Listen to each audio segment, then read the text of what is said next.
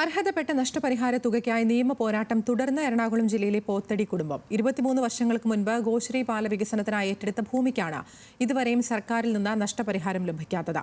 3 തലമുറ പിന്നിടുമ്പോഴും അർഹതപ്പെട്ട നീതിക്കായി ഏതറ്റം വരെയും പോകാനാണ് കുടുംബത്തിന്റെ തീരുമാനം. 2001 എറണാകുളം ഗോശ്രീ ദ്വീപ് സ്വദേശിയായ ജേക്കബ് സന്തോഷിന്റെ മുത്തശ്ശിയുടെ ഉടമസ്ഥതയിലുള്ള സ്ഥലം റോഡ് വികസനത്തിന്റെ ഭാഗമായി സർക്കാർ ഏറ്റെടുത്തത്. ജില്ലയുടെ കണ്ണായ സ്ഥലത്ത് 43 സെന്റ് ഭൂമി ഏറ്റെടുത്തെങ്കിലും 1 രൂപ പോലും നഷ്ടപരിഹാരം നൽകിയില്ല. ഈ കഴിഞ്ഞിടക്ക് നിയമസഭാ പെറ്റീഷൻ സമിതി നമ്മളെയും റവന്യൂ ഉദ്യോഗസ്ഥരെയും വിളിച്ച് കേൾക്കുകയുണ്ടായി.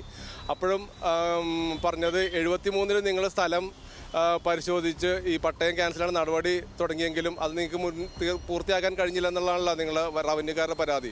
അങ്ങനെയാണെങ്കിൽ അന്ന് നടത്തിയ ആ സ്ഥല പരിശോധനയുടെ രേഖ ഇവർക്ക് കൊടുക്കുകയാണെന്നുണ്ടെങ്കിൽ അവർ ആ കേസ് പിൻവലിക്കാൻ തയ്യാറാണ് എന്ന് നിയമസഭാ പെറ്റീഷൻ സമിതി ചെയർമാൻ ഇവരോട് റവന്യൂ വകുപ്പ് ഉദ്യോഗസ്ഥരോട് പറയുകയുണ്ടായി.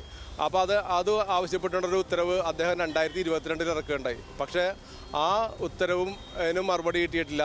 ഇപ്പോൾ അവസാനം നടന്ന ഹൈക്കോടതിയിൽ നടന്ന കേസിനകത്തും ഹൈക്കോടതി 2 തവണ ഇൻട്രീം ഉത്തരവ് ഇറക്കി ഈ പറയുന്ന നടപടി ഈ പട്ടയം ക്യാൻസൽ ചെയ്യാനായിട്ട് എടുത്ത നടപടികൾക്കിടെ ഫയൽ ഹാജരാക്കാനായിട്ട്. പക്ഷെ അങ്ങനെ ഒരു ഫയൽ അവർക്ക് ഹാജരാക്കാൻ കഴിഞ്ഞിട്ടില്ല. ഗോശ്രീ 1-ാം പാലം ഇറങ്ങി കണ്ടെയ്നർ റോഡിലേക്ക് തിരിയുന്ന ബോൾഗാട്ടി ജംഗ്ഷനിലെ സ്ഥലമാണ് സർക്കാരിന് വിട്ടു നൽകിയത്. റവന്യൂ ഉദ്യോഗസ്ഥരുടെ കെടുകാര്യസ്ഥതയും അഴിമതിയുമാണ് നിയമ പോരാട്ടം നടത്തേണ്ട അവസ്ഥയിലേക്ക് എത്തിച്ചതെന്നും ജേക്കബ് പറയുന്നു. പട്ടയം അസ്ഥിരപ്പെടുത്തിക്കൊണ്ടുള്ള ഒരു നടപടി അതുവരെ ഉണ്ടാവാത്തത് കൊണ്ടിട്ട് ഈ സ്ഥലത്തിന്റെ ഓണർഷിപ്പ് ഇവർക്കാണെന്നുള്ളതിനെ കുറിച്ച് തർക്കമില്ല എന്നുള്ളതാണ് കോടതി കണ്ടെത്തിയത്. പക്ഷേ റവന്യൂ ഉദ്യോഗസ്ഥർ അതിൻ്റെ ഇടയ്ക്ക് നടത്തിയ ഒരു ഒരു അഡ്ജസ്റ്റ്മെൻറ്റ് അല്ലെങ്കിൽ അങ്ങനെ ഒരു ഇത് വന്നതോട് ഈ പറയുന്ന പട്ടയം നിലനിൽക്കെ തന്നെ ഇവർ നമുക്ക് പൈസ തരാതിരിക്കുകയും അതിന് പട്ടയം ഒരു സുപ്രഭാതത്തിൽ കോടതിയിൽ നടപടിക്രമം നടക്കുമ്പോൾ 2016-ൽ പട്ടയം ക്യാൻസൽ ചെയ്യുകയുണ്ടായി.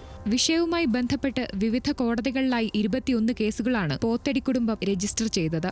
എന്നാൽ നീതി മാത്രം ഇപ്പോഴും വിദൂരതയിലാണ്. ന്യൂസ് മലയാളം, കൊച്ചി.